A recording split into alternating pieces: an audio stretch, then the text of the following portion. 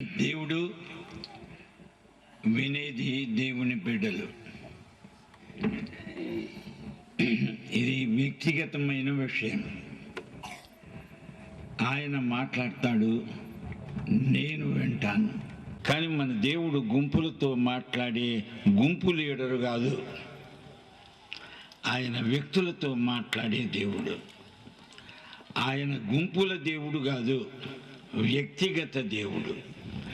బోధకుడు ఎవరైనా మిమ్మల్ని ఒక తీర్మానానికి నడిపించేటప్పుడు యేసును వ్యక్తిగత రక్షకుడుగా అంగీకరించమని చెప్తారు. కానీ మీరు ఒక గుంపుగా రండి, మీ గుంపుకు ఆయన్ను దేవుడిని అంగీకరించండి అని ఎవడు చెప్పడు. అలా చెప్తే అతడు బోధకుడు కానే కాదు. యేసు వ్యక్తిగత రక్షకుడు. ప్రతి మనిషిని గురించిన శ్రద్ధ ఆయనకెంతో ఉంది.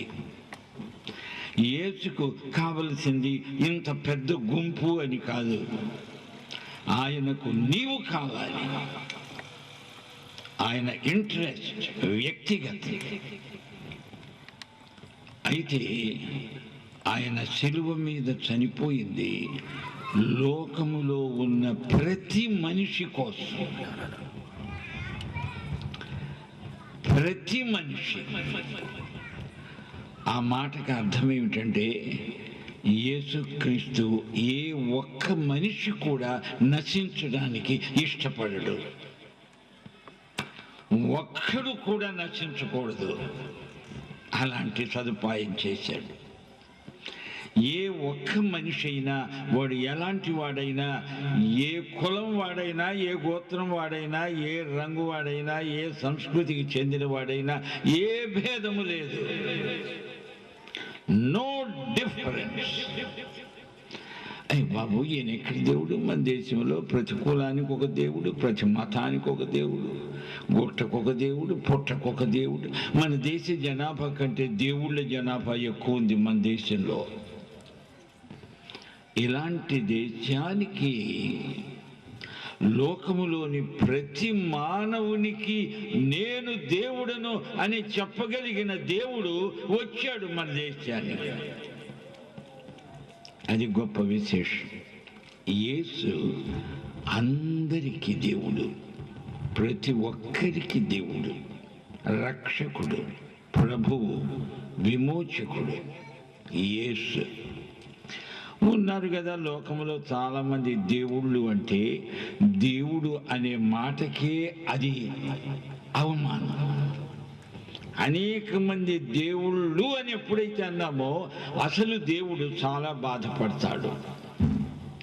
అందుచేత దేవుణ్ణి బాధ పెట్టడానికి మనుషులు అనేక దేవుళ్ళను కల్పించుకున్నారు. మనుషులు చేసిన దేవుళ్ళు, కానీ దేవుడు చేసిన మనుషులు. ఆ దేవుడు ఎవరో తెలుసుకోవాలి.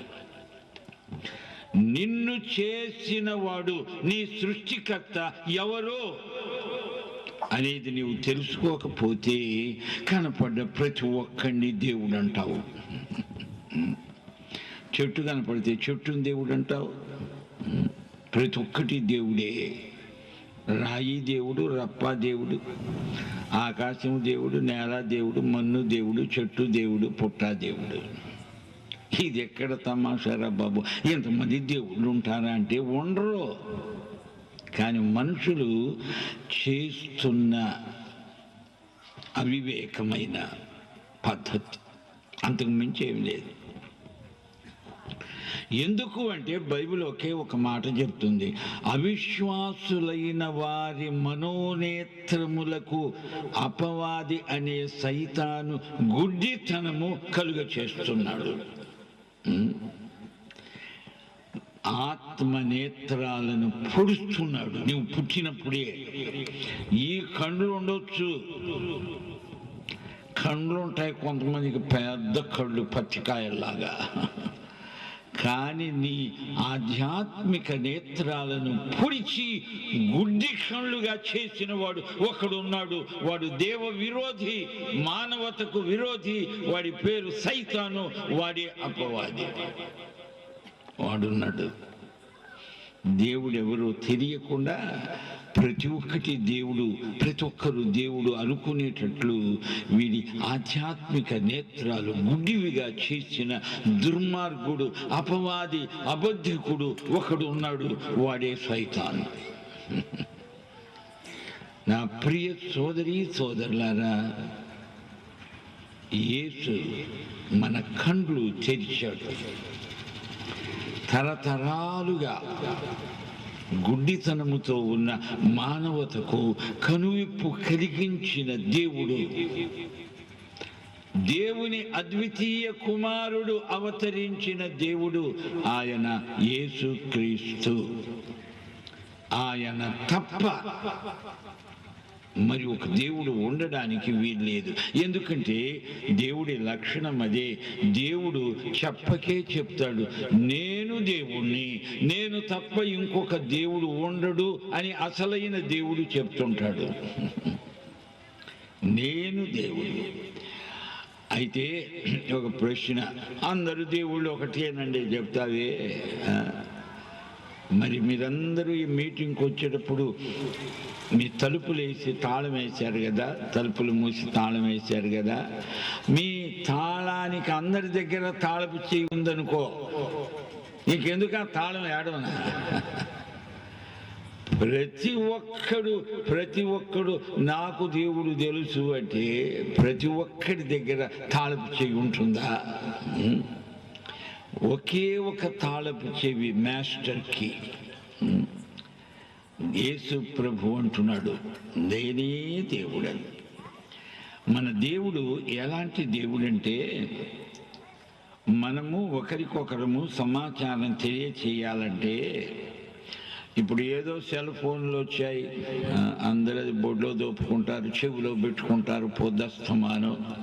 లేఖలు రాశాడు, లవ్ లెటర్, ప్రేమ ఉత్తరాలు, ప్రేమ లేఖలు రాసిన దేవుడు. పెన్ ఫ్రెండ్, కలం స్నేహితుడు. యేసు నా కలం స్నేహితుడు. నాకు ఉత్తరం రాశాడు. ఆ ఉత్తరంలో ఏముంది? ఆ ఉత్తరంలో ఒకే ఒక ఉద్దేశ్యం ఆయన వెలిబుచ్చుతాడు. నీవు చెడిపోతున్నావు, జాగ్రత్త. నీవు ఏ స్థితిలో ఉండాలో ఆ స్థితిలోకి రావాలి, లేకపోతే టైం అయిపోతోంది, అర్జెంట్ లెటర్ అంటున్నాడు. కనుక యేసు ప్రభు 7 ఉత్తరాలు రాశాడు, పెన్ ఫ్రెండ్. ఆ 7 ఉత్తరాల్లో కూడా చివరి ఉత్తరం చాలా ముఖ్యమైన ఉత్తరం. ఇది ప్రకటన గ్రంథం 3వ అధ్యాయం 14 నుండి 23వ వచనం వరకు ఉంది. 9 వచనాలు. చిన్న ఉత్తరం. ఈ ఉత్తరంలో యేసు ప్రభు తాను చెప్పదలుచుకున్న చివరి మాట చెప్పాడు. అంతే, లాస్ట్ లెటర్. కానీ లాస్ట్ లెటర్ మనోళ్లకు లాస్ట్ లెటర్ అయిపోయింది. ఈ ఉత్తరాన్ని ఎవరంత శ్రద్ధగా చూస్తున్నట్టు లేదు. ఈ ఉత్తరము యేసు రాసిన ప్రేమ లేఖ. కానీ అందులో ఏమంటున్నాడంటే, last chance must not be last chance అంటున్నాడు. చివరి సందేశం అయిపోయింది. ఇది లౌకిక యుగంలోకి వచ్చేసింది. ఆయన వచ్చేస్తాడు. ఇప్పుడు ఇంకా సేపటికో వచ్చేస్తాడు. ఆయన వచ్చేసేటప్పటికీ ఈ ఉత్తరములోని సంగతులు తెలియని వాడు ఏమైపోతాడు ఏమో. వార్నింగ్ ఉంది ఇందులో. చూడునే చెప్తున్నా, నీవు నాతో సింహాసనం మీద కూర్చోవలసిన వ్యక్తివి. నేను వచ్చేస్తా, నిన్ను తీసుకెళ్తా, నిన్ను నా సింహాసనం మీద కూర్చోబెట్టుకుంటా. నీవు నా సింహాసనానికి హక్కుదారుడివి, కానీ ఇప్పుడు ఈ లోకంలో ఉన్నావు నువ్వు. అందుచేత జాగ్రత్త. ఒకానొక రోజు యేసుతో సింహాసనం మీద కూర్చుండబోయే నువ్వు ఎలా ప్రవర్తించాలి ఈ లోకంలో? జాగ్రత్త. బ్రిటిష్ చరిత్ర చదివిన వాళ్లకు విక్టోరియా అని ఒక రాణి, ఆమె చరిత్ర చాలా విచిత్రమైంది. ఆమె ప్రైమరీ స్కూల్లో చదువుకుంటోంది. ఒకరోజు టీచర్ హిస్టరీ పాఠం నేర్పుతూ, విక్టోరియా, ఇంతవరకు ఈ సింహాసనం మీద కూర్చొని పరిపాలన చేసిన రాజుల పేర్లు నీకు తెలుసా అంటే, తెలుసు టీచర్, కంఠతా చేశాను. ఆ లిస్ట్ కింద నీ పేరు రాసుకో, ఇప్పుడు నెక్స్ట్ నీవే రానివి అనగానే ఆ చిన్నమ్మాయి ప్రైమరీ స్కూల్లో గజగజలాడిపోయింది. అలాంటి సింహాసనం మీద నేను కూర్చుంటానా టీచర్? అవును విక్టోరియా, నీవే వారసురాలివి, ఆ సింహాసనం మీద కూర్చుంటావు అనగానే ఆ అమ్మాయి అక్కడే మోకరిల్లి, ఓ దేవా, అంత గొప్ప గొప్పోళ్ళు కూర్చున్న సింహాసనం మీద నేను కూర్చుంటానంటున్నారు టీచర్. నాకు జ్ఞానం ప్రసాదించు, నేను బుద్ధిమంతురాలుగా ఉంటాను, ఎవరికి అబద్ధం చెప్పను, న్యాయంగా ఉంటాను, నీ దృష్టికి అనుకూలంగా బ్రతుకుతాను, నాకు సహాయం చేయి అని ప్రార్థన చేసిందంట. ఆ అమ్మాయికి ఎంత భయమైందో. ఆ సింహాసనం మీద నేను కూర్చోబోతున్నా. నా ప్రియ సోదరుడా, సోదరి, నీకేమనిపిస్తోంది? అంత బడుగు జీవితం జీవిస్తూ నీ క్రైస్తవుని అని చెప్పుకోవడానికి నీకు సిగ్గు లేదా? నీవెవరివి? మా అమ్మమ్మ కథలు చెప్తుండేది. అనగనగనగనగా ఒక ఈగ అంటే, ఏమిటమ్మమ్మ ఈగ? ఆ ఈగ ఇల్లెలుకుతూ తన పేరు మర్చిపోయిందంట అనేది. మర్చిపోతే ఎలాగా తన పేరు? అందుకని అడ్డమైన వాళ్ళని అడుగుతోందట. వాళ్ళు అంటున్నారు, ఇదేం కథ, నీ పేరు నీకు తెలియాలి కానీ మాకెలా తెలుస్తుంది? ఓ క్రైస్తవ సోదరుడా, సోదరి, నీవెవరివి? నీవు ఏ అద్భుతమైన భవిష్యత్తులోకి అడుగుపెట్టబోతున్నావు? మహోజ్వలమైన భవిష్యత్తు నీకున్నది అని నీకు తెలుసా? లేకపోతే బడుగు జీవితం జీవిస్తూ ఈ లోకంలో నీ దేవుని బిడ్డనని దేవుడి పేరు పాడు చేస్తున్నావు. దేవుడు గద్దిస్తున్నాడు ఈ ఉత్తరంలో. ఏమంటున్నాడంటే, లవదికయ్యలో సంఘపు దూతకు ఉత్తరం రాస్తున్నాను. ఆమేన్ అనబడేవాడను నా పేరే ఆమేన్. యేసయ్య అంటున్నాడు ఉత్తరం రాస్తూ, తను తాను పరిచయం చేసుకుంటూ, నా పేరే ఆమేన్ అంటున్నాడు. అంటే అర్థం ఏమిటో తెలుసిన? పరలోకం నుంచి ఈ లోకానికి వచ్చిన యేసు దేవుడు ఏమి చెప్పాడో ప్రతిదానికి ఆయన జీవితం ఆమేన్ అంటే అంతే అని అర్థం. తథాస్తు అంతే. దేవుని మనస్సుకు యేసు ఆమేన్, దేవుని మాటకు యేసు ఆమేన్. దేవుడు ఏమి చెప్తాడో మొత్తానికి యేసు జీవితం అంతా ఆమేన్ అయి ఉంది. దేవుని వాగ్దానములన్నీ క్రీస్తునందు అవును, ఆమేన్ అన్నట్టుగా ఉన్నాయి. యేసు అంటే ఎవరనుకున్నారు? సాక్షాత్తు దేవుడే. దేవుడే మనిషి అయ్యాడు, ఆయన్నే యేసు అంటాం. లేకపోతే దేవుడెవరో మనిషికి తెలియదు. దేవుడు మనిషి మనిషికి కనిపించాడు, మనిషితో మాట్లాడాడు.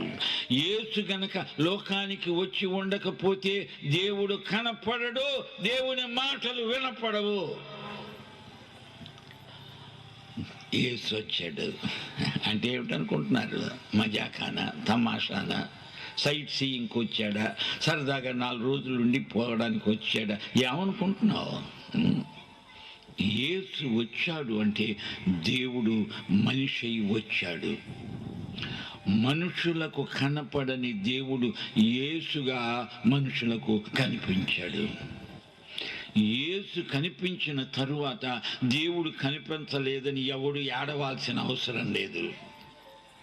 ఓ దేవుడా ఎక్కడున్నావని ఏడవాల్సిన అవసరం లేదు, ఓ దేవుడో అని మొత్తుకోవాల్సిన అవసరం లేదు. ఆయన మనిషి నీ దగ్గరికి రావటం కాదు, పరిశుద్ధాత్మ ఏం చేశాడంటే ఆయన నీలోకి వచ్చేటట్టు చేశాడు. ఇప్పుడు యేసు ఎక్కడున్నాడు అని ఎవరైనా అడిగితే నీ గుండె చీల్చి చూపు అక్కడున్నాడు. అది చూపలేకపోతే నోరు మూసుకో. ఓరి క్రైస్తవ మతస్థుడా, నీ మతం ఎవరికి కావాలరా? ఈ రోజుల్లో న్యూస్ పేపర్లు అంటుంది మత ప్రచారకుడని. Stop it. నన్ను ఎవరు అడిగారు నీ మతం? నా మతం లేదు, ఉన్న మతం పోయింది, నాకు యేసు ఉన్నాడు కానీ మతం లేదు అని ఎందుకు చెప్పవు నీవు? వాళ్ళందరూ నీవు మతస్థుడివి, మత ప్రచారకుడు అనుకుంటున్నారు. వాళ్ళ నోళ్ళు మూసే బాధ్యత నీకు లేదా? నీవు మతమా? నీకు ఏం మతం? నీ ముఖం మతం. ఎవరికి కావాలో ఈ మతం పో అని చెప్పాలి కదా. ఏమిటో ఈ క్రైస్తవులు మతం అంటే అవునండి మతం అండి, మతంలో దిగానండి. ఆడోకపోయినావు, మతంలో దిగావు. మతంలో దిగావు, ఎంతలో దిగావు? వీళ్ళ మాటలు కూడా మత పదజాలం, అదంత తమాషగా ఉంటాయి మాటలు. క్రైస్తవుల మాటలు మామూలు మాటల్లో మాట్లాడు, ప్రజాభాషలో మాట్లాడు, కార్మికుల భాషలో మాట్లాడు, కూలిపాళ్ళ మాటలో మాట్లాడు. పెద్ద పాండిత్యం వలకబోసినట్టు పెద్ద మైకు ముందు నిలవబడి పెద్ద దండకం చదువుతాడు, ఎవరికి అర్థం కాదు అది. యేసు చిన్న పిల్లలకు అర్థమయ్యేట్టు మాట్లాడాడు. చిన్న పిల్లలు యేసు ఒళ్ళోకి దూకొచ్చారు. పైగా ఆయన శిష్యులు పిల్లలు పోండి పోండి అంటే యేసు మీరు నోళ్ళు మూయండి, చిన్న పిల్లలను ఆటంకపరచక నా దగ్గరికి రానియండి. నా మాటలు చిన్న పిల్లలకు కూడా అర్థమవుతాయి, మీకు అర్థం కావు పెద్దవాళ్ళకి.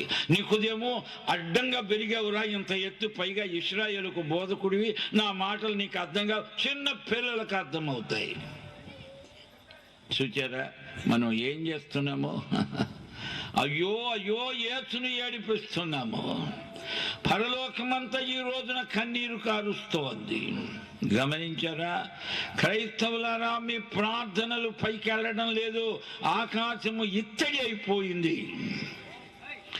ఈ రోజున భారతదేశంలో 198 మంది యేసు శిష్యులై ఉండాల్సింది 102 ఉన్నారంటే మన ప్రార్థనలు పరలోకానికి వెళ్ళడంలా మనం స్వార్థపరులం అయిపోయాము. లౌదికయ్య నీవే అనుకో, నీకే యేసయ్య ఉత్తరం రాస్తున్నాడు. ఏమంటున్నాడు? నేను ఆమేన్ అనబడువాడను, నమ్మకమైన సత్యసాక్షిని, దేవుని సృష్టికి ఆదిని. నేను చెప్పే సంగతులు వింటున్నావా లవదికయ్యా? వింటున్నావా? నీకు చెవుడొచ్చిందా? వింటున్నావా? ఏం చెప్తున్నానో నీకు వినపడుతోందా? ఏం చెప్తున్నానంటే నీ క్రియలను నేను ఎరుగుతున్నాను. నాకు కండ్లు గప్పుతాననుకుంటున్నావా? దాగుడు మూతలాడతావా? సిపాయిలు యేసు ప్రభు కండ్లు మూసి ఎవడో వచ్చి కొట్టి నిన్ను కొట్టింది ఎవడో చెప్పని యేసుతో దాగుడు మూతలాడుతున్నారు. ఇది దాగుడు మూతలాటనా? ఏమనుకుంటున్నావు? నీ క్రియలను నేను ఎరుగుదును. నీవేమి చేస్తున్నావో రహస్యంలో నా కన్నులకు అంత తేటగా కనపడుతున్నది. మైక్రోస్కోపిక్ ఐస్ ఆయన కళ్ళు. నీ అంతరింద్రియములను పరిశోధించే కండ్లు. ఆయన కండ్లు అగ్నిజ్వాలల వంటివి. నీ గుండెలో కూడా దూసుకొని పోయే చూపులు యేసు చూపులు. ఆయన చెప్తున్నాడు, నీతో ఒక సమస్య ఉన్నది లవదికయ్య. ఏమిటా సమస్య అంటే, నీవు చల్లగానైనను వెచ్చగానైనను లేవు. నీవు చల్లగానైనను వెచ్చగానైనను ఉండిన మేలు, నీవు వెచ్చగానైనను చల్లగానైనను ఉండక నులివెచ్చనగా ఉన్నావు. నీతో వచ్చిన సమస్య ఈ రోజున సగటు క్రైస్తవుడి సమస్య. ఈ మాటలు అర్థం కాక ఏమేమో అనుకుంటారు. వేడిట వేడి, చల్లట చల్ల. చల్లన కాదు, వేడి కాదు. ఇది ఒక సామెత. నీ గుండె ఒక సెప్టిక్ ట్యాంకా, మురికా. అందుకనే ప్రభు అన్నాడు, ఒక్కొక్కడి హృదయములో నుండి నోటి గుండా వస్తాయి దురాలోచనలు, చెడ్డ మాటలు. నీ హృదయము ఒక సెప్టిక్ ట్యాంక్, నీ నోరు బకెట్. ఆ సెప్టిక్ ట్యాంకులో ఉన్నదంతా నీ నోరు తోడిపోస్తుందిరా, తెలుసా నీకు అది? ఒక్కొక్కడు నోరు తెరిస్తే కంపు కంపు కంపు. హృదయము నిండి ఉన్న దానిని బట్టి నోరు మాట్లాడుతుంది. నా ప్రియ సోదరి సోదరులారా, గమనించారా ఎంత బాధతో ప్రభు ఈ మాట అంటున్నాడో? నీవు ఖాళీగా ఉంటే నేను నింపుతా, అప్పుడు నీవు నిండుగా ఉంటావు. కానీ నీవు నిండుగా ఉండవు, ఖాళీగా ఉన్నావంటే ఖాళీగా లేవు. నీవు ఏదో నింపుకున్నావు, నీ సొంత సరుకు. మన వాళ్ళు ఏమంటారంటే, యేసు ప్రభుకు నీ హృదయం ఇవ్వు, హృదయం ఇవ్వు అంటాడు. నీ హృదయం ఎందుకు సెప్టిక్ ట్యాంకుని ఇవ్వమంటావు యేసు ప్రభుకు? ముందేం చెప్పాలి? నీ హృదయాన్ని యేసు రక్తంతో కడుక్కో, అప్పుడు నీ హృదయాన్ని ఇవ్వమని చెప్పలేయుళ్ళు. నీ హృదయము ప్రభుకిమ్ము. మీ ఇంటికి చుట్టం వస్తే నీ లెట్రిన్ తెరిచి అందులో కూర్చోమంటావా? ఎంత అపచారం! మన మాటల్లో కూడా కొన్ని అనకూడని మాటలు ఉన్నాయి.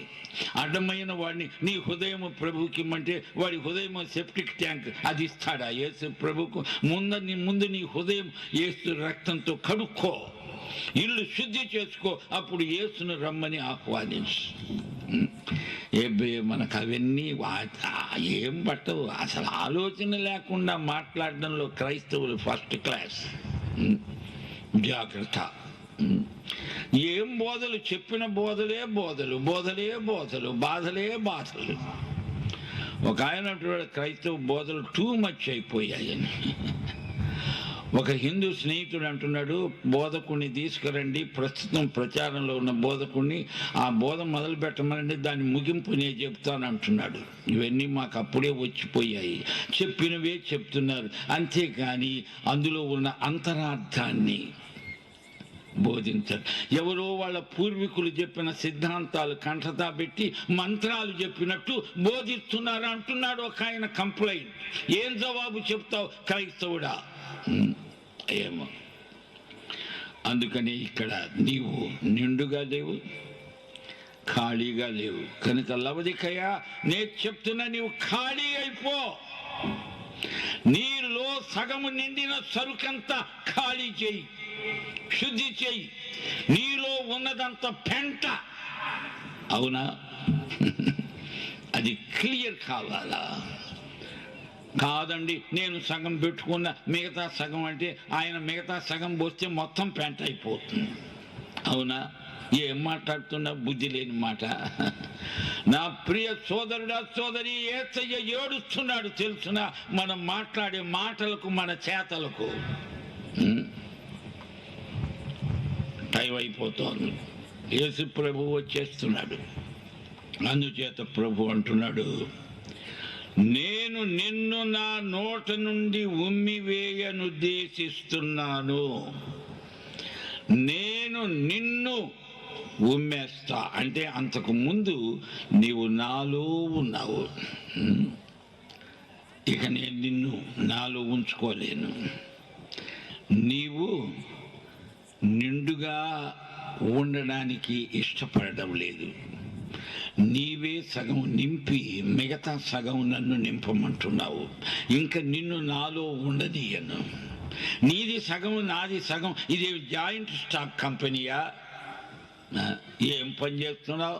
అందుచేత లవదికయ్యా, నేను నిన్ను యాక్ట్ ఉమ్మేస్తా, డస్ట్బిన్లోకి వెళ్ళిపోతావు. జాగ్రత్త. చూచాను చిట్ట చివరి ఉత్తరం రాస్తున్నాను. అవును, నీవు ఎలా ఉన్నావో నీకు తెలియదు. బాగానే ఉన్నానని కబుర్లు చెప్తావు, ఆహాహా ఎంత బాగున్నాను అని. ఇప్పుడే వస్తుంటే ఒక మాటను పంచింది. అద్దంలో చూసుకుంటూనే బాగా ఉన్నానా అని ఇంకో స్నేహితుడిని అడుగుతున్నాడు, నేను బాగున్నానా అని. బాగున్నావో లేదో ప్రభువునే చెప్పమను.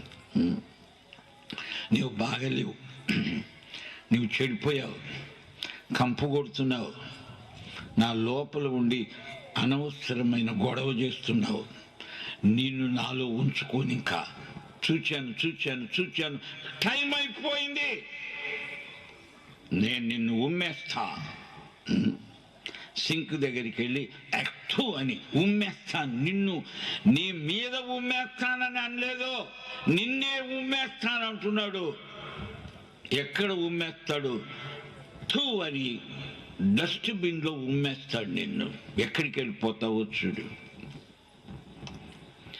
నీవు ఏ స్థితిలో ఉన్నావో నీకు తెలుసా? నీవు దౌర్భాగ్యుడవు, దిక్కుమాలిన వాడవు, దరిద్రుడవు, గుడ్డివాడవు, దిగంబరుడవు. కానీ నీవు అది ఎరగవు. నీవు ఏ స్థితిలో ఉన్నావో నీకే తెలియదు.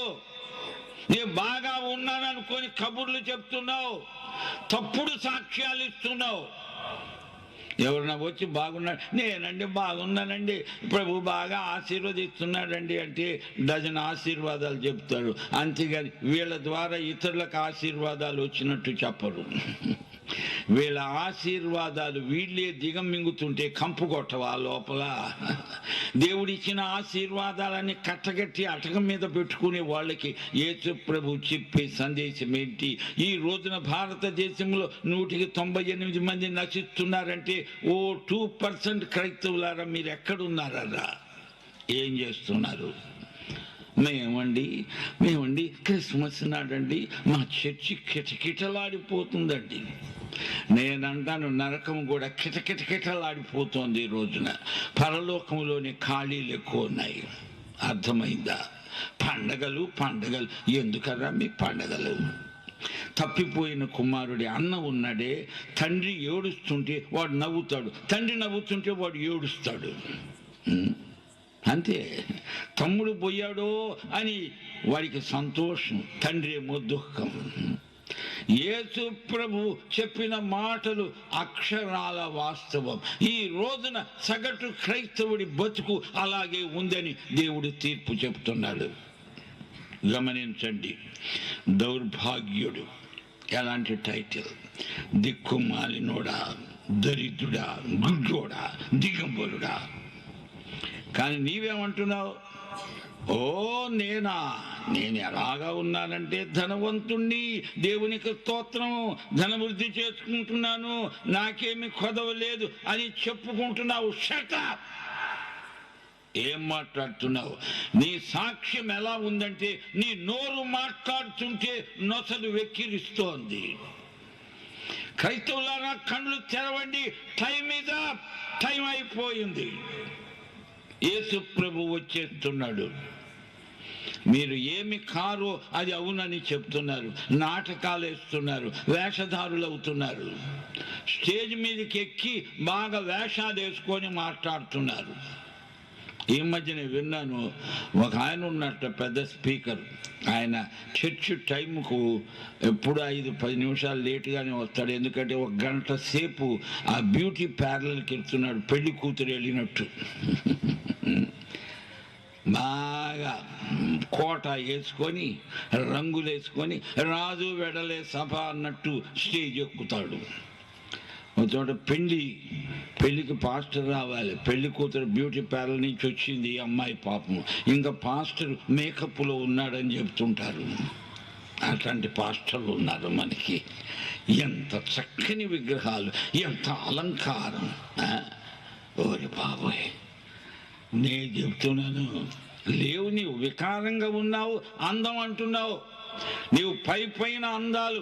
ఇంకా కొంతమందికి వెంట్రుకలు నెత్తినే కనపడడానికి లేదు, రంగేసుకొని వస్తారు. చూడబోతే ముసలోడు, 80 సంవత్సరాల ముసలోడు తలకు రంగేస్తాడు.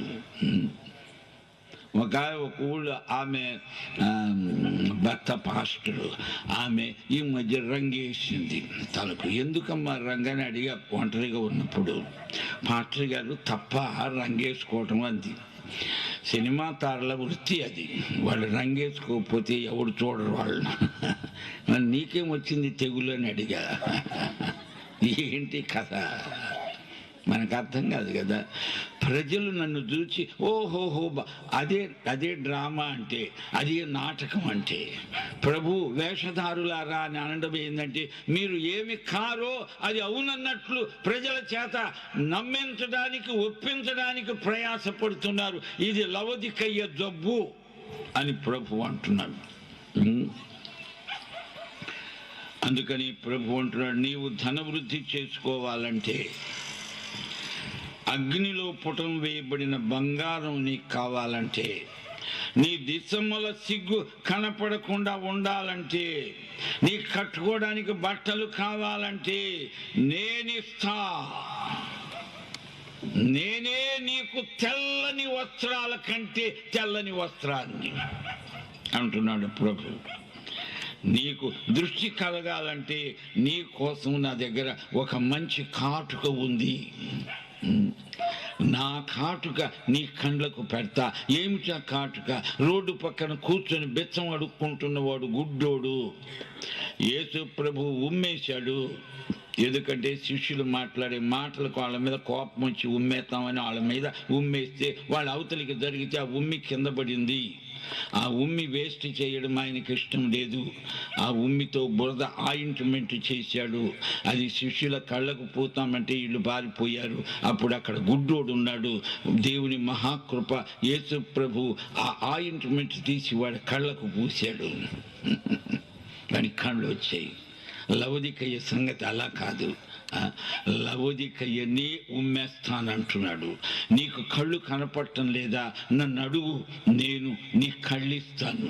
నా దగ్గర ఆయింట్మెంట్ ఉంది, నా దగ్గర కాటుక ఉంది. నీవు ఈ లోకములో కళ్ళు పోయే కాటుక పెట్టుకుంటున్నావు, ఉన్న కళ్ళు కూడా పోతున్నాయి నీకు అంటున్నాడు ప్రభు. 19వ వచనంలో అంటున్నాడు ప్రభు, నేను ప్రేమించే వారిని గద్దిస్తాను, వారిని శిక్షిస్తాను. నేను నిన్ను ప్రేమిస్తున్నాను లవొదికయ్య. నీవు ఆసక్తి కలిగి మారు మనస్సు పొందు. ఈ ఉత్తరం మొత్తంలోకి ముఖ్యమైన మాట ఆసక్తి. ఆసక్తి. ఒకసారి యోహాను సువార్త 2వ అధ్యాయంలో ప్రభు అన్నాడు, నా తండ్రి ఇంటిని గురించిన ఆసక్తి నన్ను భక్షిస్తున్నది, నన్ను తినేస్తున్నది అన్నాడు. అవునా? కానీ మనం తినేది ఎక్కువైంది, కానీ మనల్ని తినేది ఏదో మనకు తెలియటంలా. యేసు ప్రభువు పట్ల ఉన్న ప్యాషన్, ఆసక్తి, అది మనల్ని తినేయాల. దినదినము మనల్ని తినేసేటంత ఆసక్తి మనకు యేసు పట్ల ఉండాలి. కనుక ఆసక్తి కలిగి మారు మనస్సు పొందు అన్నాడు. అని ఇదిగో, బిహోల్డ్, ఇదిగో వినపడదే అవతల. నేను మహబూబ్ నగర్లో సేవ చేసిన రోజుల్లో అర్ధరాత్రి ట్రైన్ దిగి వస్తున్నా. నాతో ఇంకొక ఆయన వస్తున్నాడు. మధ్యలోనే వాళ్ళ ఇల్లుంది రోడ్డు పక్కనే. అయ్యగారు నేను వస్తాను అన్నాడు. ఓకే బై బై అన్నా. నేను ముందుకు వెళ్ళా. కానీ 4 అడుగులు ముందేసేటప్పటికి ఇతడు ఆ ఇంటికి వెళ్ళాడు. ఇంటికి వెళ్ళి తలుపు తట్టుతున్నాడు. దబ దబ దబ మోదాడు. ఇదిగో అన్నాడు, అదిగో అన్నాడు. ఆమె వినపట్టంలా. నిన్నే అన్నాడు. ఇదిగో అదిగో, ఇదిగో అదిగో అని చీకటికి లాగి తన్నాడు. అది పాత తలుపు, అది కాస్త ఇరికి కింద పడితే పరిగెత్తుకుంటూ వచ్చా. ఏమైంది బాబు అని అడిగా. చూడండి, ఇంకా మెళుకు రాదు దీనికి, మొద్దు నిద్రపోతున్నది నా భార్య అన్నాడు. పోయి లేపుకో అని చెప్పి, బాబా అంత కోపం అయితే ఎలాగాని ఒక మాట చెప్తాను. యేసు ప్రభు కూడా ఇలాగే అన్నాడు.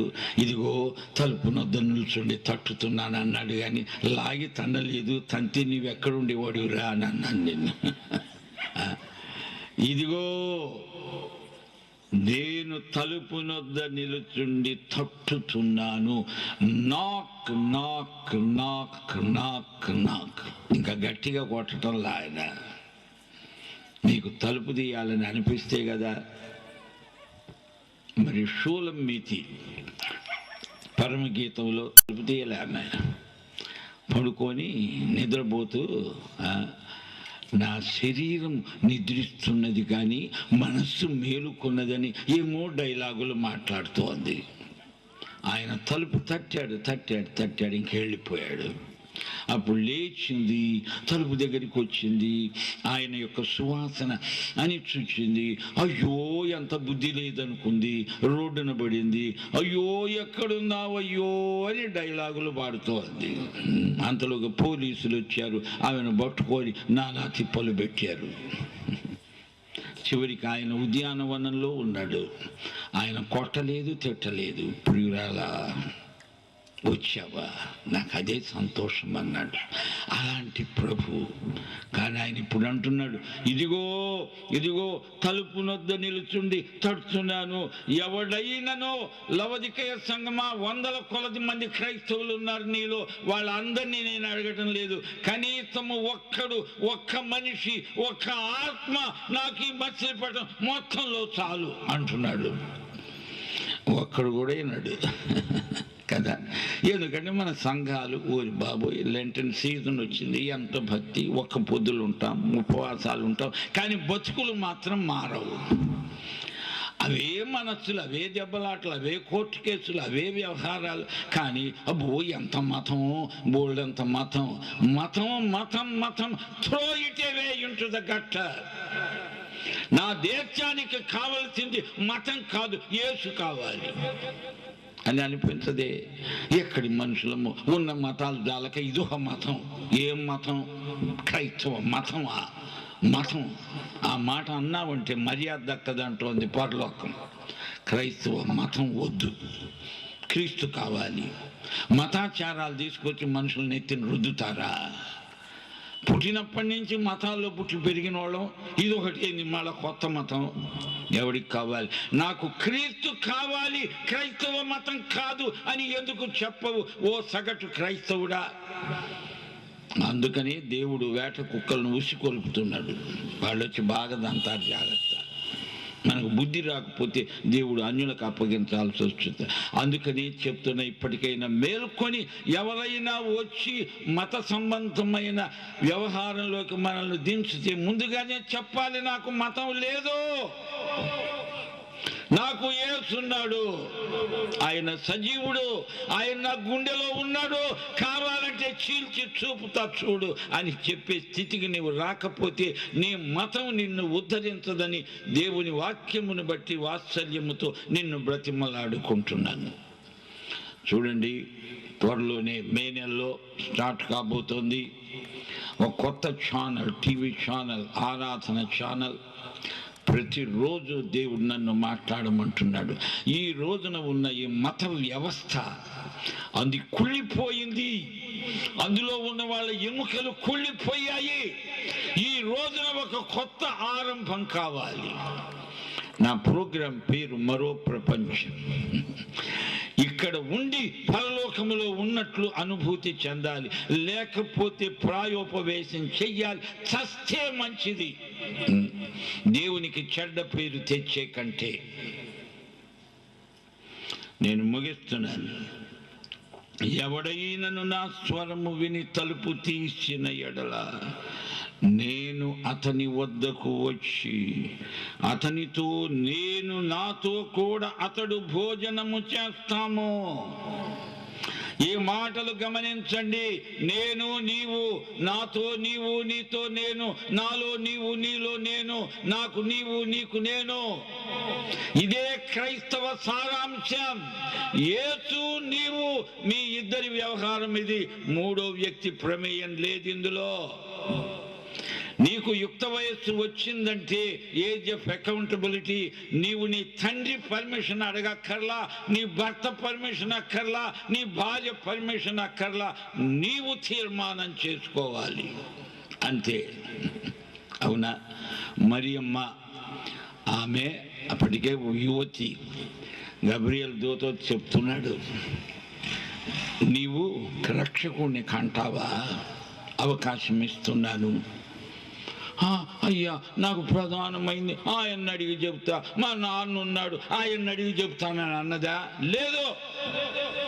ఆమె నమస్కరించింది, దేవా నీ దాసురాలిని అట్లే అగునుగాక అన్నది. అది రహస్యం. చిన్న పిల్లలైతే నాన్నని అడిగి చెయ్యి, అది చెయ్యి, ఇది చెయ్యి. కానీ దేవుని విషయంలో యుక్త వయస్సు వచ్చిన వ్యక్తులు ఇంకొకరి మీద ఆధారపడాల్సిన అవసరం లేదు. వాడు స్వంత తీర్మానం చేసుకోవాలి. అందుకని ఏకవచనంలో ప్రభువు మాట్లాడుతున్నాడు. ఎవడైనను ఏ ఒక్కడైనా సరే నా కొరకు తీర్మానం చేస్తే నేను అతనికి పెడతాను, అతడు నాకు పెడతాడు. నేను అతనిలోకి వస్తాను, అతడు నాలోకి వస్తాడు. నేను అతనికి తినిపిస్తాను, అతడు నాకు తినిపిస్తాడు.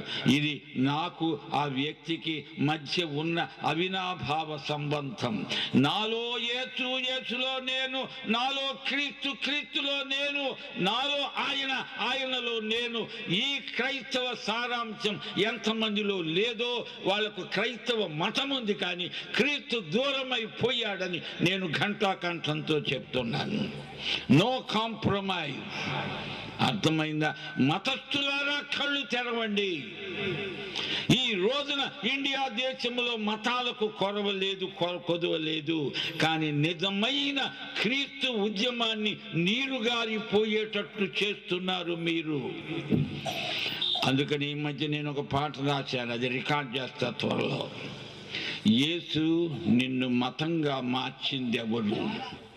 నిన్ను మతపు దిబ్బలో పూడ్చేసింది ఎవరు? ఎవరా? రోమా చక్రవర్తి కాన్స్టంటైన్. వాడి మీద నా కోపం వచ్చి ఆ పాట రాశా. నా ప్రియ సోదరి సోదరులారా, నా సొంత ఊరు గోవిందపురం అని చిలకపేట నర్సరావుపేట మధ్యలో ఉంది. ఆ ఊళ్ళో గొప్ప ప్రేయర్ టవర్ కట్టబోతున్నా. దేవుడు కట్టిస్తున్నాడు. నేను పుట్టి పెరిగిన ఊరు. అక్కడ ఒక గొప్ప విప్లవం దేవుడు ఆరంభించబోతున్నాడు. నజరేతులో నుండి మంచిది ఏదైనా రాగలదా? వచ్చింది, వస్తుంది గోవిందపురంలో నుంచి. చూడండి ఏం జరగబోతోందో. మతస్థుల కళ్ళు తెరిపించి యేసును నా సొంత ప్రజలకు చూపిస్తా. అపుత్రుడైన పౌలు మాటలు నా వంట పట్టాయి బాగా. శరీర సంబంధులైన నా సోదరుల రక్షణ నిమిత్తము నేను క్రీస్తు నుండి వేరై శాపగ్రస్తుడనైపోయినా పర్వాలేదు. I don't care. కానీ నా దేశ ప్రజలు రక్షించబడాలి. ఎస్తేరు, నేను నశిస్తే నశిస్తా, కానీ నా జాతి నాశనం కావడానికి వీల్లేదు. నీవు, నేను నా భారత జాతి కోసమై నేను నాశనమైన పర్లేదు. నా జాతి ఎట్టి పరిస్థితిలోనూ నాశనగ్రస్తం కాకూడదు. లోకములోని జాతులన్నిటిలో నా భారత జాతి అగ్రగణ్యమైపోవాలి. దానికి ఒకే ఒక కారణం, ఇది యేసు దేశం అయిపోవాలి. యేసుకు చెందిన మనుషులు ఎంత ఎక్కువ ఉంటే ఆ జాతి అంత గొప్పదవుతుంది. ఇదే నా సందేశం. నేను లోక సంబంధమైన ప్రాస్పెరిటీ గాస్పెల్ను బోధించను. దేవుడు నాకు ఎంత ఇచ్చాడు, లోకంలో ఎంత ఇవ్వలేదంటే, తక్కువ ఇస్తే ఎక్కువ అక్కడ దొరుకుతుంది, ఇక్కడ ఎక్కువ ఇస్తే అక్కడ తరిగిపోతుంది. అది నాకు చాలా సన్మానం చేశారు ఒకసారి బెంగళూరులో. నేను అన్నాను, నన్ను ఎందుకు బాధ పెడతారు, మీరు ఇక్కడే సన్మానాలు చేస్తే అక్కడ తగ్గిపోతాయి, దయచేసి వదిలేయండి, నా సన్మానాలు అక్కడ చూసుకుంటానన్నా. నా ప్రియ సోదరి సోదరులారా, ముగిస్తున్నా, జాగ్రత్తగా వినండి. ప్రభు అంటున్నాడు, ఏమంటున్నాడంటే, తలుపు తీస్తావా లవోదికయ్య, తలుపు తీస్తావా? అవును, తలుపు తీసిన ఎడల నేను వస్తా, నేను సింహాసనం మీద కూర్చున్నాను, నాతో నిన్ను కూర్చోబెట్టుకుంటా, నాతో కూడా నా సింహాసనం ముందు నీవు కూర్చుంటావు, నాతో కలిసి పరిపాలన చేస్తావు. సంఘములతో ఆత్మ చెప్తున్నాను, చెవి గలవాడు వినుగాక. నా ప్రియ సోదరి సోదరులారా, మనకు చెవులు ఉన్నాయా? ఒకసారి మీ చిటికిన వేలు చెవిలో పెట్టుకొని చూడండి. చెవిలో గుబిలుందా? యేసు మాటలు వినపడుతున్నాయా? నీకు క్రైస్తవ మతం ఉందా, లేక క్రీస్తున్నాడా? చెప్తావా, చెప్పవా? ఇప్పుడు నో ఎక్స్క్యూజ్. నీ గుండెలో నుండి జవాబు రావాలి. నాకు క్రైస్తవ మతం కాదు, క్రీస్తు కావాలి, క్రీస్తే కావాలి. క్రీస్తు లేకుండా నేను బతికి లాభం లేదు అనే సాక్ష్యము నీ గుండెలో నుండి రావాలి. లేకపోతే నీవు షాపు మూసేసుకొని కొంపకెళ్ళిపోతే మంచిది. నా ప్రియ సోదరుడా, సోదరి, ఎంతకాలం సువార్తలు ప్రకటించామంటే సువార్త ప్రకటించడం అంటే యేసుక్రీస్తును ప్రకటించడం. యేసుక్రీస్తును ప్రకటించడం అంటే యేసుక్రీస్తు నా జాతి జీవనంలోకి ప్రవేశించడం, నా సోదరుల బ్రతుకులలోకి యేసు రావడం, కుటుంబాలలో యేసు సజీవుడై ఉండడం, అది దానికి అర్థం. లేకపోతే నీ క్రైస్తవ మతం ఇండియాలో ఉన్న అనేక మతాల లిస్టులో పడి వాళ్ళ మధ్యలో పడి కొట్టుకో సావాల్సిందే కానీ నీకు ఏమీ దక్కదు. చివరికి క్రైస్తవ మతం మిగులుతుందంతే, క్రీస్తు నీకు దూరం అయిపోతాడు. మళ్ళీ చెప్తున్నా, నేను ముగిస్తాను. ఇక నేను ఎక్కువ మాట్లాడి నాకు దుఃఖం వచ్చేస్తోంది.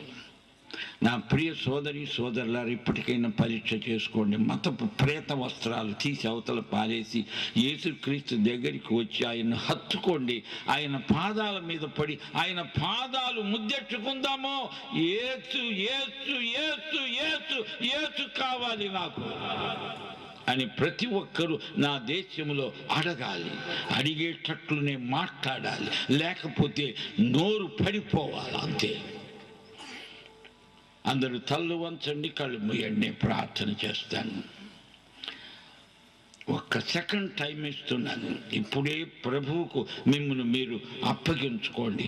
యేసు, నీకు చెంది ఉంటానయ్యా, నేను నీ సొత్తు, నీవు నన్ను కొనుక్కున్నావు, నీ రక్తము కొలబోసి నన్ను కొనుక్కున్నావు. నేను నాకు చెంది ఉండను. నా కుటుంబము నాది కాదు, నీది. నా పిల్లలు నీ పిల్లలు, తర్వాతనే నా పిల్లలు. ఈ తీర్మానాలు నీలో లేకపోతే నా భయము నీకు చివరికి క్రైస్తవ మతం నీ నెత్తిన పడుతుంది, కానీ క్రీస్తు నీకు దూరం అయిపోతాడు. నీవు ఆయనలోకి రాకపోతే, ఆయన నీలోకి రాకపోతే క్రీస్తుకు నీకు నిత్యత్వపు దూరం అలాగే ఉండిపోతుంది. ప్రార్థన చేస్తున్నాను. పరిశుద్ధుడా, మా పరమ తండ్రి, ఈ రాత్రి నీవు మాట్లాడిన ప్రతి మాట ప్రజల హృదయాలలో కూడా దూసుకొని పోయింది. నీ మాట అలనాడు సిమియోను పాడినట్లు ఆ సువార్త మరియమ్మ నీ హృదయములో కూడా దూసుకొని పోయే ఖడ్గం. ఓ ప్రభువా, మాకు సహాయము చేయండి. ఓ ప్రభువా, మా జాతిని రక్షించండి, మా దేశాన్ని రక్షించండి, కాపాడండి నాయన. నీవే ప్రభువై, నీవే రాజువై మా జాతిని ఏలండి. మీకే సమస్తం అప్పగిస్తున్నాము. నీ రాకడ సమీపమై ఉన్నది నాయన. నీవు వచ్చే వరకు మేము దేవుని రాజ్యాన్ని ప్రకటిస్తాము. ఇహలోక రాజ్యాలను కాదు, నీ రాజ్యము వచ్చే వరకు నిరంతరము కృషి చేస్తాము. నీ కృపలను కోరుతున్నాము, నీ దీవెనలను అడుగుతున్నాము. నీవు మాలో నిరంతరము నివసించాలని ఆహ్వానిస్తున్నాము. మా గుండె గుడి తలుపు తీశాము, రమ్మని అడుగుతున్నాము. మమ్మలను కనికరించు స్వామి. ఈ సభలో ఉన్న ప్రతి ఒక్కరిలో ఒక పరివర్తన, ఒక మార్పు, తనను తాను నీకు అప్పగించుకునే దీక్ష, తీర్మానం, ఉత్కంఠ, పట్టుదల కలుగునట్లు కృపదయ చేయమని యేసు నామమున ప్రార్థన చేస్తున్నాము తండ్రి. ఆమేన్, ఆమేన్, ఆమేన్. అందరూ చెప్పండి నోరాన ఆమేన్. గట్టిగా చెప్పండి amen, amen. God bless you. మన ప్రభు అయిన యేసుక్రీస్తు వారి దివ్య కృప, తండ్రి అయిన దేవుని పరమ ప్రేమ, పరిశుద్ధాత్మ యొక్క అన్యోన్య సహవాసము, సమాధానము, సంతోషము, సహాయం మనకందరికీ శాశ్వత కాలం, నిత్యత్వము పర్యంతము తోడై ఉండునుగాక.